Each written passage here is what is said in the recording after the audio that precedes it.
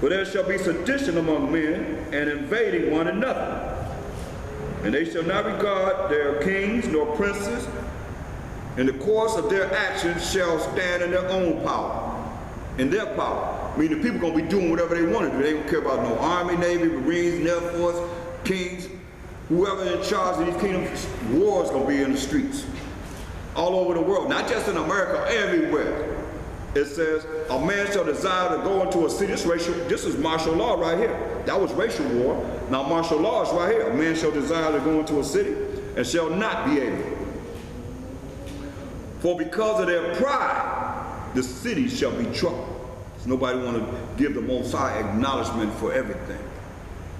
Because of their pride, the city shall be troubled. The house shall be destroyed, and men shall be afraid. A man shall have no pity upon his neighbor, but shall destroy their houses with the sword. Now, their sword is the guns. They have guns in their hand, destroying people's houses, going up in their houses. And spoil their goods. Spoil means to rob you. They're going to be robbing people because of the lack of bread. See this? Because of the lack of bread. That's food. That's famine. And for great tribulation. Okay? Now the Most High is saying within Job, the 5th chapter, verse 19, he said, he shall deliver thee in 6 troubles. Yeah, in 7 there shall no evil touch thee. This is what we hope and pray for and working toward. In famine, what we just read about, that's that lack of bread, food, he shall redeem thee from death. Now you know people gonna be dying from famine. And in war, which is that tribulation, from the power of the sword. We just read it. This is where you want to be. Thou shalt be hid from the scourge of the tongue. You don't want to hear anything they say. Neither shalt thou be afraid of destruction when it cometh. At destruction and famine, thou shalt laugh. Meaning you're going to be happy. You're going to be happy. Neither shall thou be afraid of the beast of the earth. You know, the Most High gonna have the spirit of beast, the teeth of beast eating up people. That's the spirit.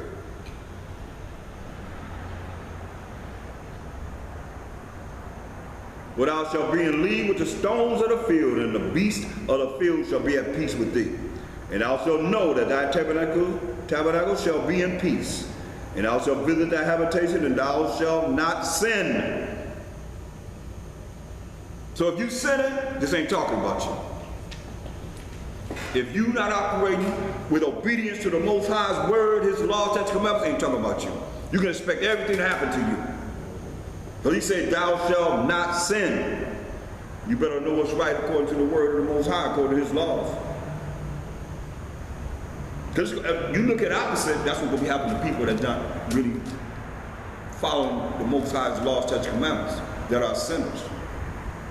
You said in Amos 9 and 10, this is what's going to happen to the people that are sinners. You say, thou shalt not sin. And sin is the transgression of the Most High's laws. That's why he said, all the sinners, those that break the Most High's laws and are obedient to the Most High, of my people shall die by the sword. Which say the evil shall not overtake nor prevent us. So you're going to die. That you say this evil that's coming, destruction that's coming, it shall not overtake you, and you a sinner, and you're taught you're not under the law. Think about it. Because that's what they're telling you. You're not under the law, but you're under mercy and grace. They're going to die by the sword. And that's how they got them set up, to die by the sword. Where you gonna be at? Hebrews 12 and 11. Hebrews 12, 11.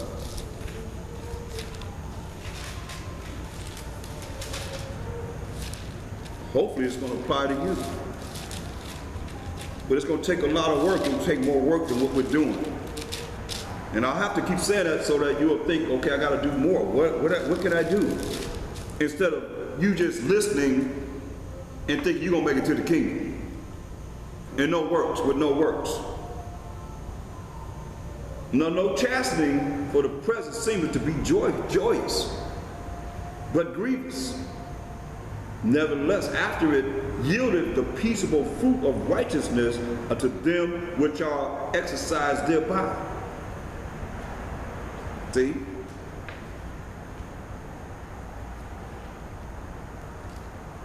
Let's go a little further. Let's go back a little bit.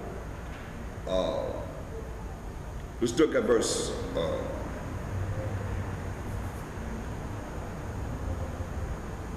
Let's look at verse. The whole chapter is, man, it's powerful. But let's look at verse 4. Ye have not yet resisted unto blood, striving against sin. See, we ain't never resisted against blood, striving against sin, breaking of the Most High's laws. Ye have not yet resisted unto blood, striving against sin. And ye have forgotten the exhortation which speaketh unto you as unto children. My son, despise not thou the chastening of the Most High, nor faint when thou art rebuked of him. See, a lot of people faint, they run. Know something happen, they run. Poop, I'm out of here. The Most High check you, and next thing you know, you out of here. You can't deal with it.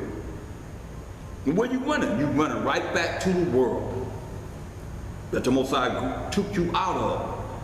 Where else is there to go? Oh, you going back to church? What we talking about? And you going to have to deal with their doctrine and tell them that you ain't under the law, but you're under mercy and grace? Or they compromise the truth? Ain't no compromise in this. It is what it is. Either you can take it or you can't take it. Either you're going to take the chastening of the Most High, you're going to take the correction, the instructions, or you're going to be cast out. Straight up. Now or later. But you're going to be cast out, as it is written. Listen. And ye have forgotten the exhortation which speaketh, this verse 5, unto you as unto children. My son, despise not thou the chastening of the Most High, nor faint when thou art rebuked of him.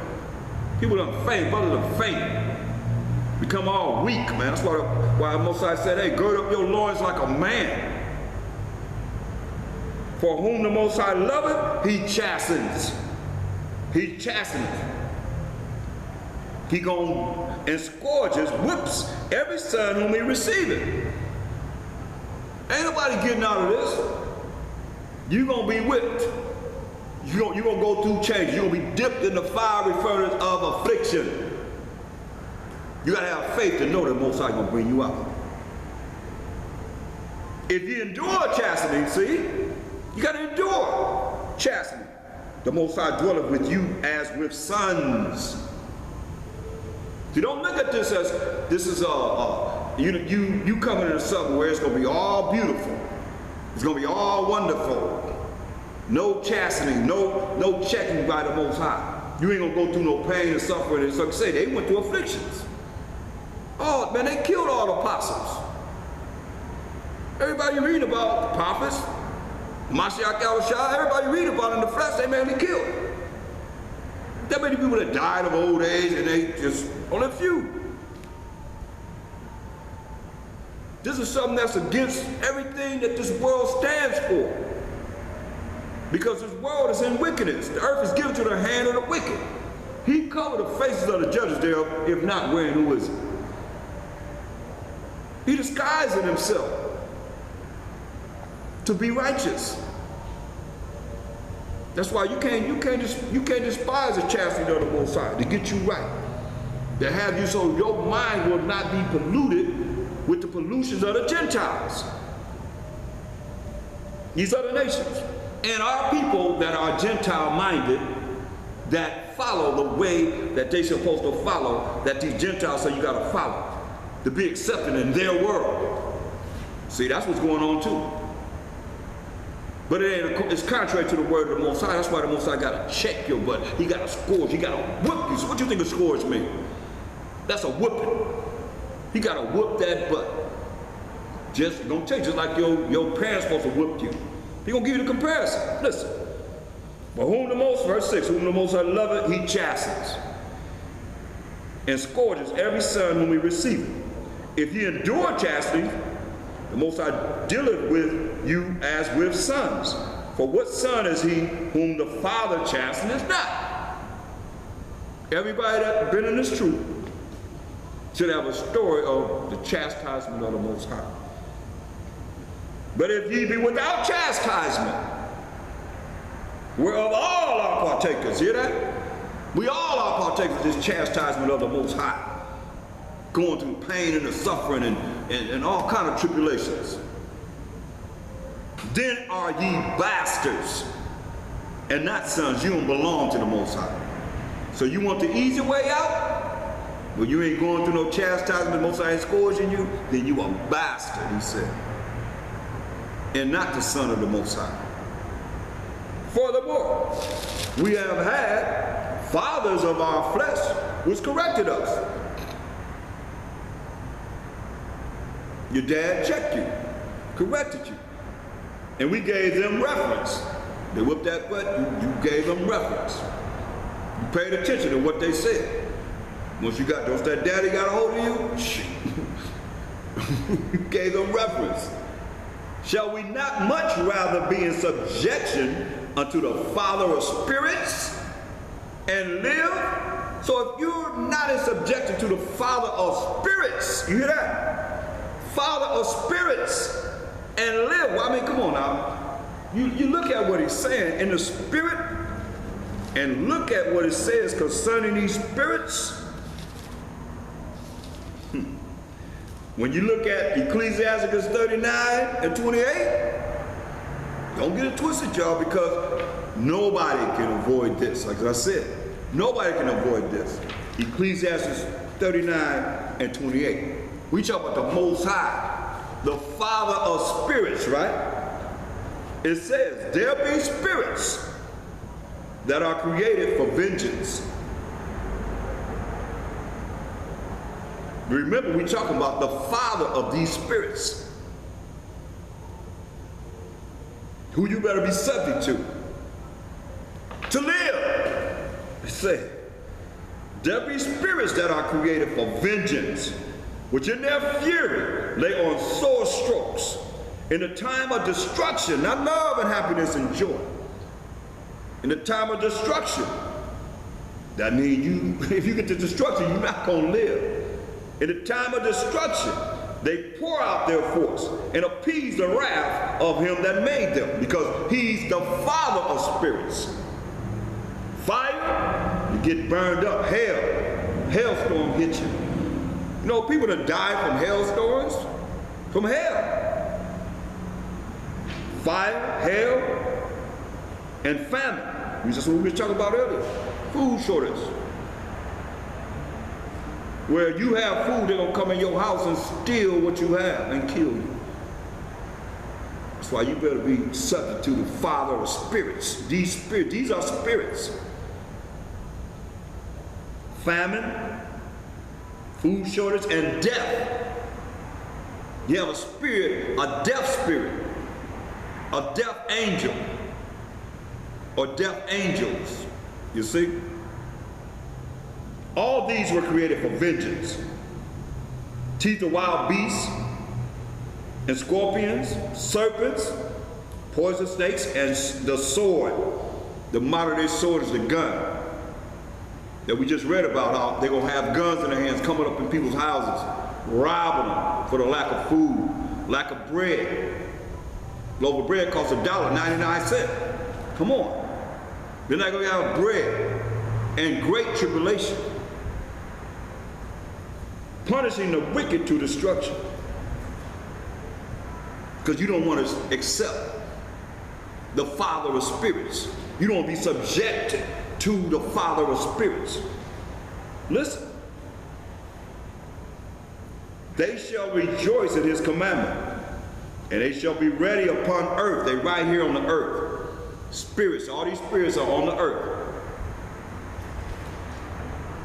Rejoicing at the commandment of the Most High to bring forth who they are and to accomplish what he say do.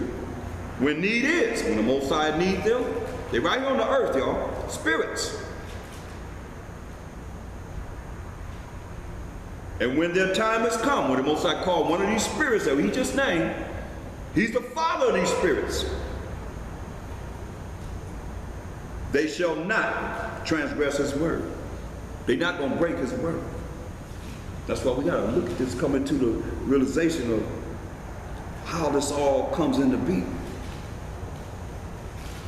That's why it says, shall we not much rather be be subject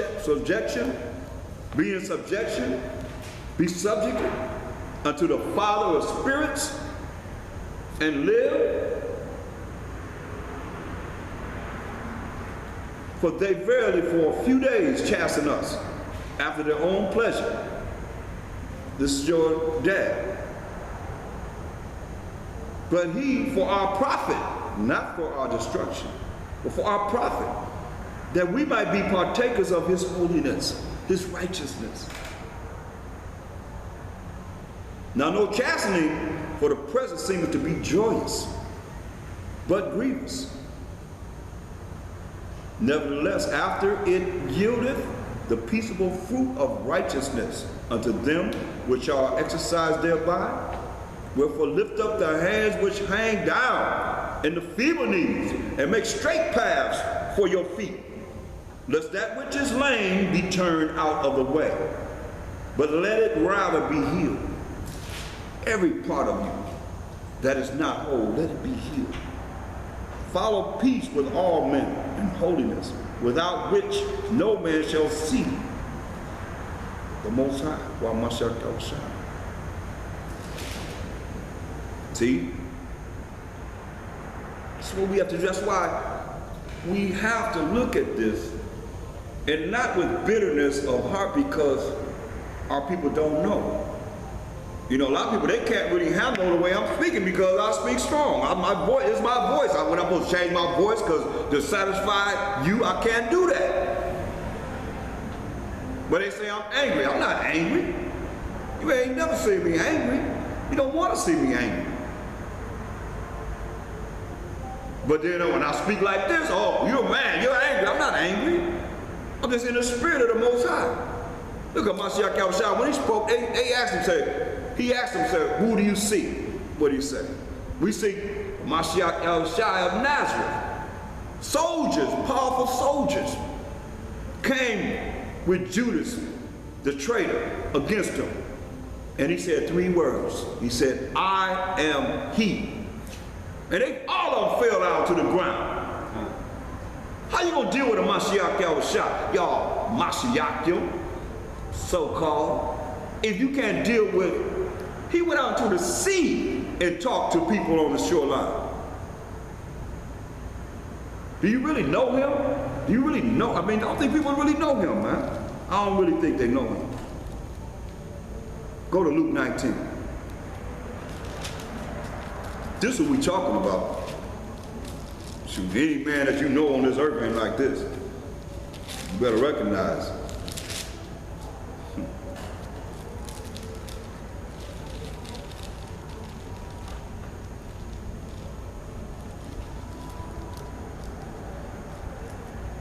Look.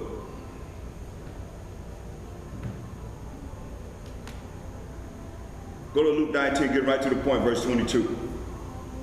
And he said unto him, out of thine own mouth will I judge thee, thou wicked servant. Thou knewest, this is Mashiach Yahushua saying this about himself, thou knewest that I was an austere man. Austere means hard, bold, hardcore. Not this old weak image that they show up, Caesar Borgia, like he a little homosexual or something. Come on, man. And even some of them is stronger than some of you men. In this day and time, he's austere, man. an austere man, hard,